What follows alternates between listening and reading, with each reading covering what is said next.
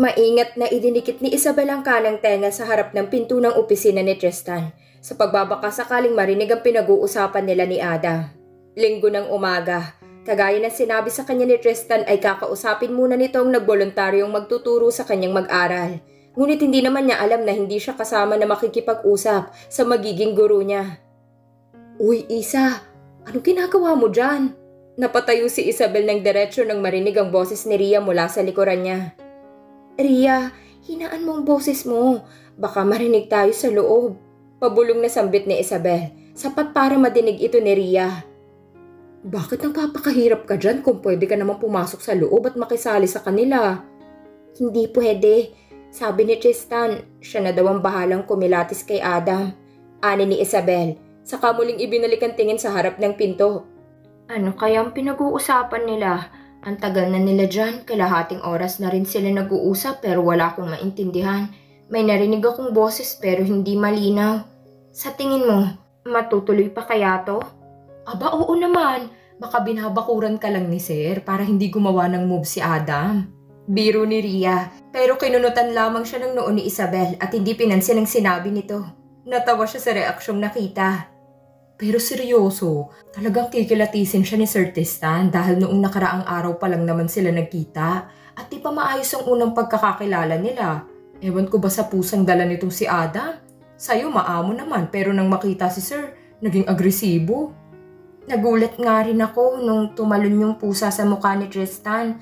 Akala ko magagalit pero mabuti at naging kalmado lang siya nung mga oras na yon. Kinabahan ako, ani ni Isabel, at muling idinikit ang tenga sa pinto nang bigla itong bumukas. Dahilan para siya'y mawala ng balanse, ngunit mabuti na lang ay nasalo agad siya ni Tristan. Rinig na rinig ang boses niya sa loob. Nito saka tinulungang makatayo ng maayos si Isabel na gustong magpakain sa lupa. Anyway, nakapag-usap na kami ng magiging tutor mo, Isabel. Wednesday, Thursday, and Friday ang schedule ng pagtuturo niya sa'yo. At maglalaan ako ng kwarto para makapag-focus ka sa pag-aaral at di ka ma-distract sa mga lessons mo. Kasama ang Wednesday? Tumingin si Isabel kay Adam. Hindi ba't may tinuturuan ka rin ng araw na yon? Paano yon? Okay na. Naayos ko naman ang schedule ko. Hapon naman ang oras ng pagtuturo ko sa'yo kaya walang problema. Tuwing 3 ng hapon ako pupunta dito at by 6 tapos na tayo. Di halos wala kang pahinga nun. Sa tanong ni Isabel nakaramdam ng malamig na hangin si Ria malapit sa gilid niya. Pasimple siyang tumingin sa gawin ni Tristan at doon nakumpirma kung saan ang galing ang nagpataas sa balahibo niya. Syempre magpapahinga rin naman siguro si Adam. Si Ria ang sumagot para maiwasan agad ang hindi pagkakaintindihan. Hindi naman maghapon ang schedule niya, tsaka dito lang din naman siya sa subdivision na to kaya naman hindi nahassle ang biyahe niya pa uwi. Di ba tama naman ako? Ngumiti si Adam at tumango bilang pagsang-ayon. Sa bagay, dito ka lang din naman pala nakatira. Tumangutango si Isabel saka nilingon muli si Adam.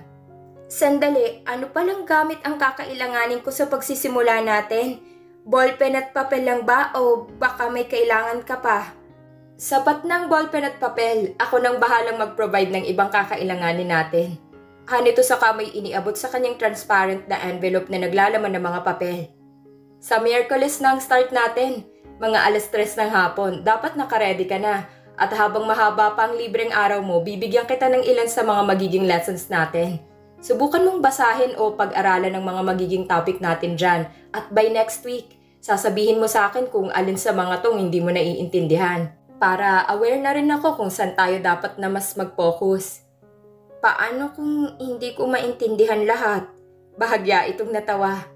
Walang problema sa akin, bilang guro nakahanda akong ituro sa iyong lahat ng kailangan o gusto mong malaman. Basta huwag kang mahihiyang magtanong sa akin. Sunod-sunod na tumango si Isabel nang tanggapin ang iniabot sa kanya. Ibinaling naman ni Adam ang tingin kay Tristan at nagpaalam bago ito tuluyang umalis nang pigilan ito ni Isabel. Teka, bago ka umalis, kumain ka na muna. Sabayan mo na kaming mananghalian. Hindi maganda kung aalis ang bisita ng walang laman ng tiyan. Ani ni Isabel saka tumingin kay Tristan upang humingi ng permiso.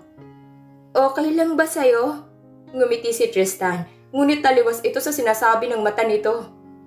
Walang problema. Thank you sa pag-invite pero hindi pa naman ako, hindi magandang tanggihan ng pagkain. Putol ni Isabel nang magtangkang tumanggi si Adam. Halika na kayo sa ibaba, sabay-sabay na tayong mananghalian.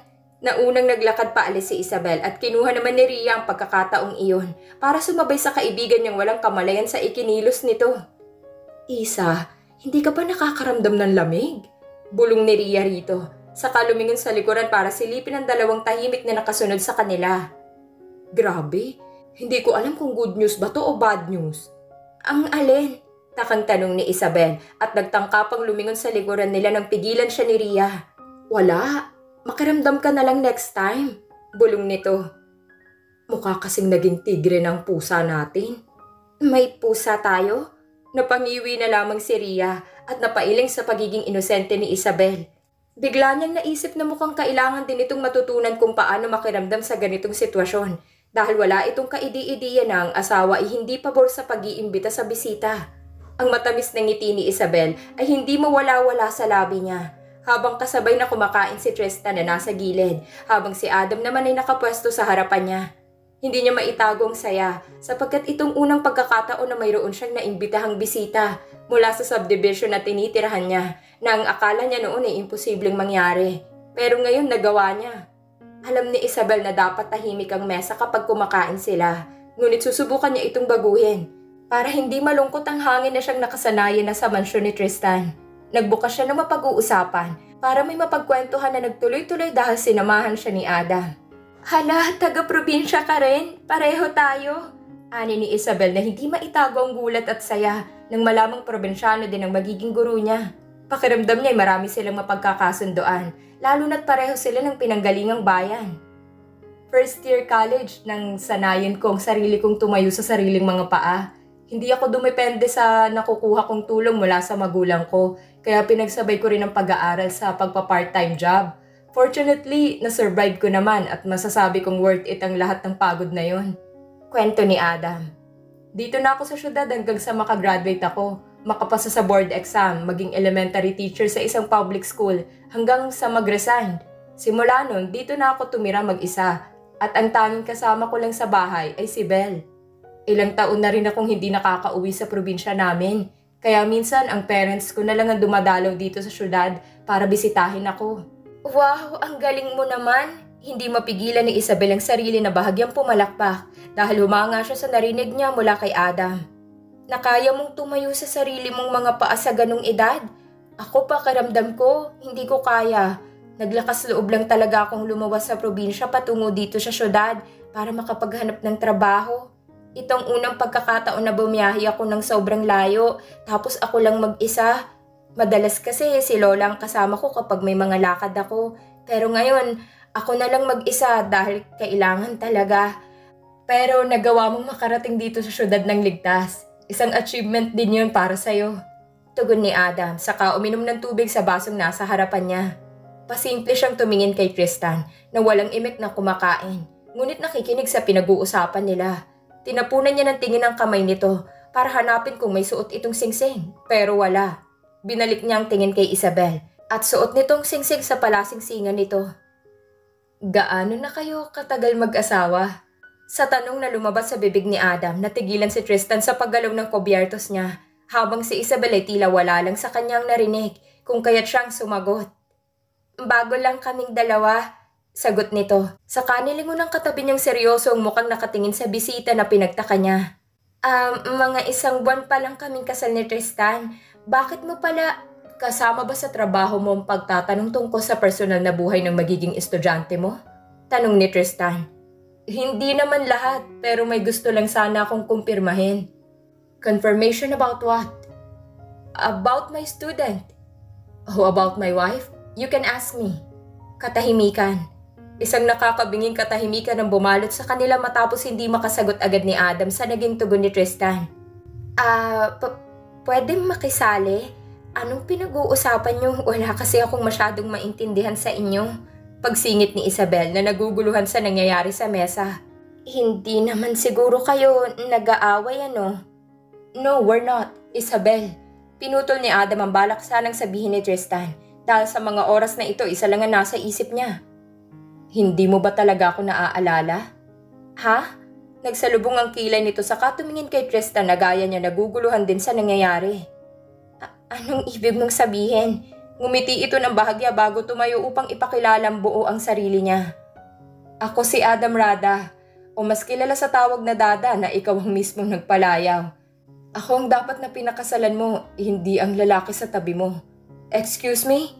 Ang tanging salitang lumabas sa bibig ni Tristan matapos marinig ang sinabi ni Adam na para sa kanya isang malaking insulto. What did you just say? Ngiti lamang ang naitugon ni Adam na animoy nangaasar pa dahil sa mga tingin nito sa kanya. Segundong lumipas bago mabasag ang katahimikan nang sa tumayo si Isabel na bakas ang gulat sa muka. Dada! Napatakip si Isabel sa kanyang bibig habang nakatingin kay Adam na hindi mawala-wala ang ngiti. Ikaw si Dada, yung kalaro ko dati sa manggahan? Tumango ito. Ako nga, Isa. Yung laging may bimpo sa likod bago magsimula ang laro.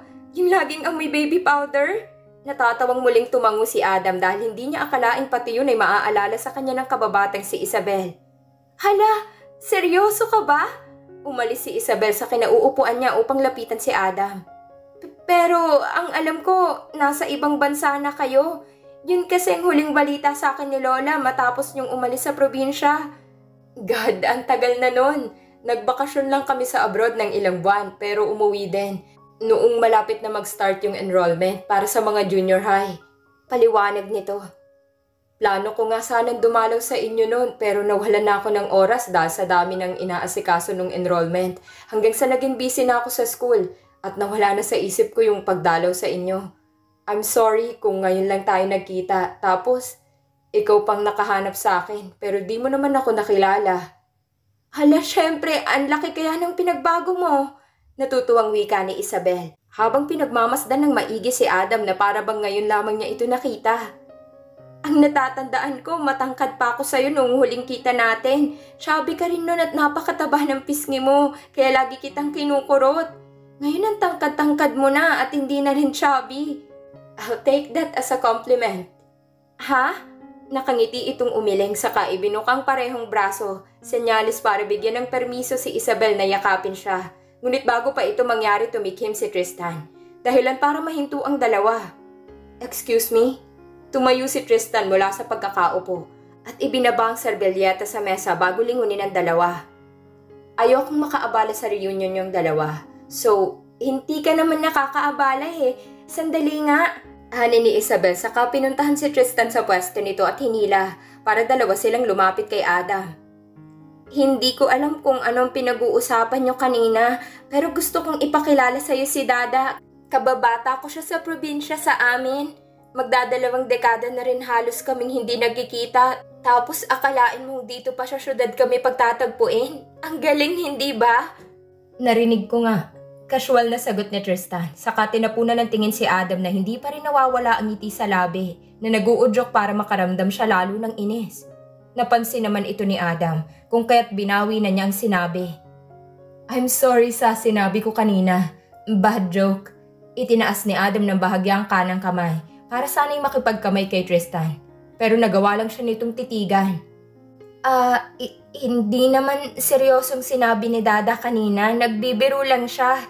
Pagkatanggol ni Isabel. Saka sumenyas kay Adam na tulungan pa siyang magpaliwanag. Nope, totoo talagang sinabi ko. Saad ni Adam saka tumingin kay Isabel na tila nabigla pa sa lumabas sa bibig niya. Hindi mo na siguro naalala pero sa akin malinaw pa.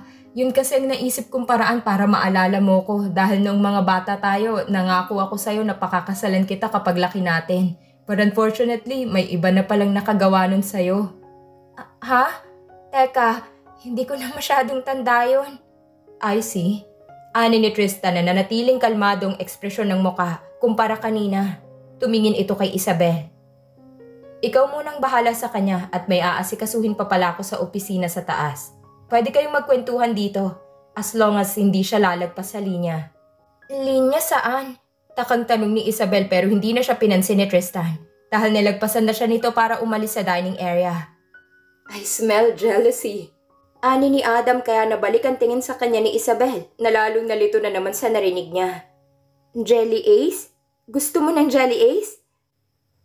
Ang mga tingin ni Tristan ay tila tumatago sa dingding ng opisina habang nilulunod siya ng lalim ng iniisip niya. Paulit-ulit niyang kinakatok ang mesa gamit ang hawak na ballpen dahil paulit-ulit din niyang naririnig sa isipan niyang mga salitang binitawan ni Adam kay Isabel kanina. Ako si Adam Rada, o mas kilala sa tawag na Dada, na ikaw mismo nagpalayaw. Akong dapat na pinakasalan mo, hindi ang lalaki sa tabi mo. Hindi mo na siguro naalala pero sa akin malinaw pa.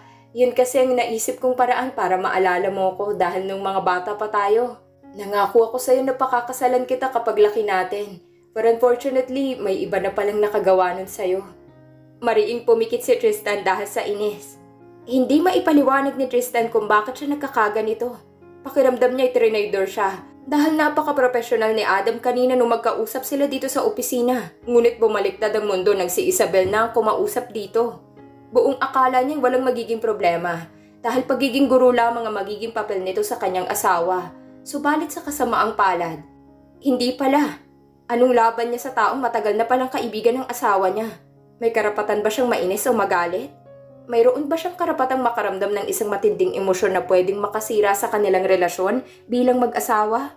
Gayong una pa lang siya na mismong luminaw kung hanggang saan lang sila. Tristan? Mabilis na naimulat ni Tristan ang mga mata nang marinig ang pamilyar na boses ni Isabel. Okay ka lang? Binabangungot ka ba? Ha?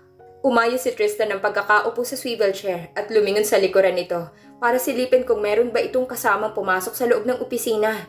Wala siyang nakita. Baka kasi binabangungot ka dahil sa lubungang kilay mo habang nakapikit ka. May binubulong ka pa pero hindi ko masyadong dinig. Kaya ginising na kita. Pasensya na. Ani ni Isabel. Saka binabaan siya ng mainit na kape sa ibabaw ng mesa. Ito pala, pinagtimpla kita ng mainit na kape. Ilang oras ka na kasing hindi lumalabas dito. Kaya naisipan kong dalhan ka at baka kailangan mo. Huwag kang mag-alala, wala yang asukal. Puro yan kagaya ng gusto mo. Sige, salamat. Ang tanging salitang lumabas sa bibig ni Tristan nang tanggapin ang kaping dinala ni Isabel. Muli niyang inangat ang tingin sa asawa. So, kumusta palang reunion yung dalawa? Masaya ba? Siyempre, masaya. Agad na sagot ni Isabel at kapansin-pansin ang mga ngiting abot tenga. Hindi ko akalaing magkikita kami dito ni Dada at sobrang nakakagulat pa dahil unang kita pa lang daw niya sa akin ay kilala na niya ako. Hinihintay lang daw niyang makilala ko siya. Pero ayun, napansin niyang hindi ko raw talaga siya makilala. Kaya't hindi na siya nakatiis at sinabi na niya sa akin kung sino siya. Ang liit ng mundo, ano? Sino mag-aakala na yung magiging guro ko ay kababata ko pala? Hindi kumibo si Tristan. Pero mayroong parte sa kanya na pinagsisisihan na nagtanong pa siya. Hindi siya interesado kung ano ang kwento ni Isabel patungkol sa kababata nito. Dahil sa mga sandaling ito, nagsisimulang umigting ang kanyang panga. Grabe ang lakas pa rin ng tibok ng puso niya hanggang ngayon.